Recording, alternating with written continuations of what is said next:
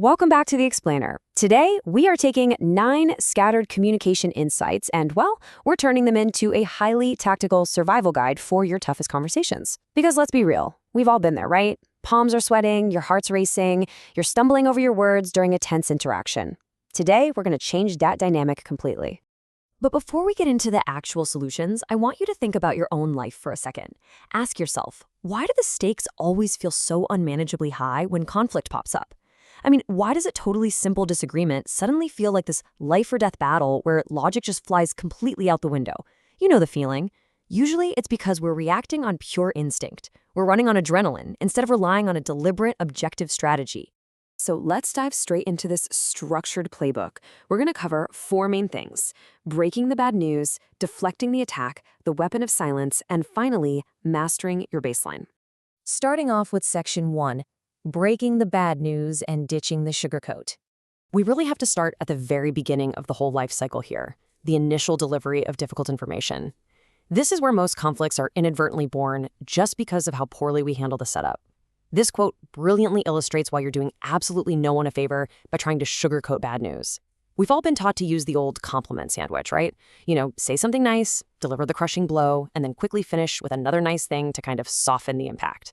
But what actually happens in the real world, the recipient just gets confused. They feel manipulated, they see right through that fake praise, and your core message, it gets completely lost in this messy blob of anxiety. It's just a terrible sandwich that leaves a really bad taste in everyone's mouth.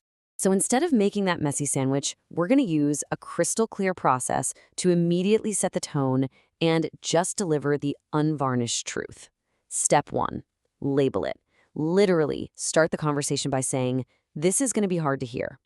By doing this, you're actually giving their nervous system a fraction of a second to brace for impact. It's amazing, but it dramatically reduces their initial panic. And then, step 2, you just deliver the truth clearly and respectfully. No games, no extra fluff, just the facts. All right, moving on to Section 2, deflecting the attack by redefining the game. Once that bad news is out, the reactive phase kicks in, and suddenly you're sitting squarely in the line of fire. Now, most people treat arguments like a volleyball match. In this volleyball method, our ego basically screams that if you throw words at me, I absolutely must retaliate and hit them back over the net. But true control? That comes from shifting to what we call the observation method. When they throw words at you, just step aside. Seriously, just watch those words fly right past you. You aren't obligated to catch the ball, and you definitely don't have to hit it back. But how do you actually pull that off in the heat of the moment? Well, it starts physically. You need to let your breath be the absolute first word you say. When someone says something you really don't like, physically centering yourself with a deep, deliberate breath. It creates this immediate protective barrier against a rash reaction. It literally buys your brain a crucial second to engage logic over pure emotion. And once you've taken that breath, you can deploy this brilliant little question. You can effortlessly flip the entire power dynamic of the confrontation by calmly asking them to evaluate their own harsh delivery. Just ask, "Did you mean to say it that way?" It is a total game changer. It forces the aggressor out of their emotional attack mode and right back into their analytical brain. Suddenly, they have to justify their own tone to you, which honestly almost always causes them to back down. Which brings us to Section 3, the weapon of silence and owning the pause. Let's see how this builds into an almost uncomfortable level of control during the absolute climax of an argument.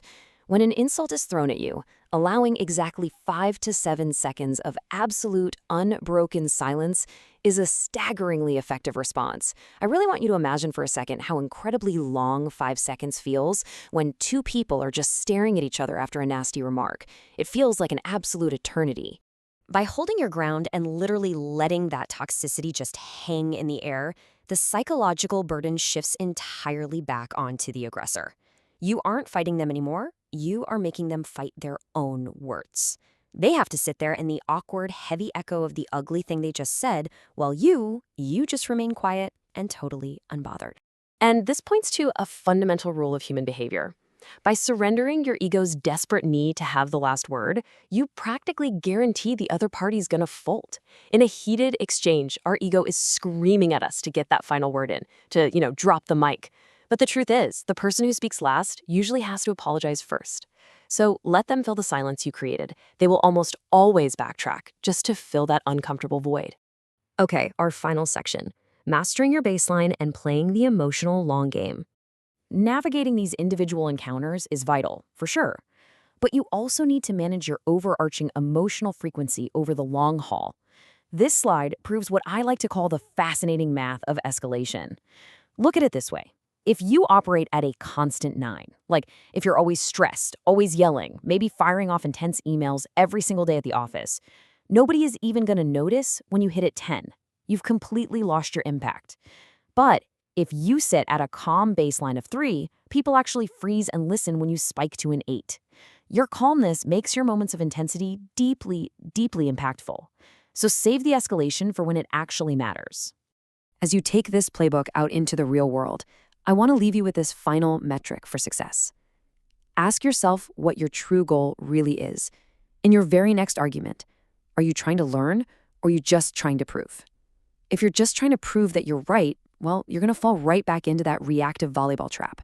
But if you enter a difficult conversation with a genuine desire to learn, you maintain your calm, you maintain your power, and you completely neutralize the confrontation. So what's it going to be?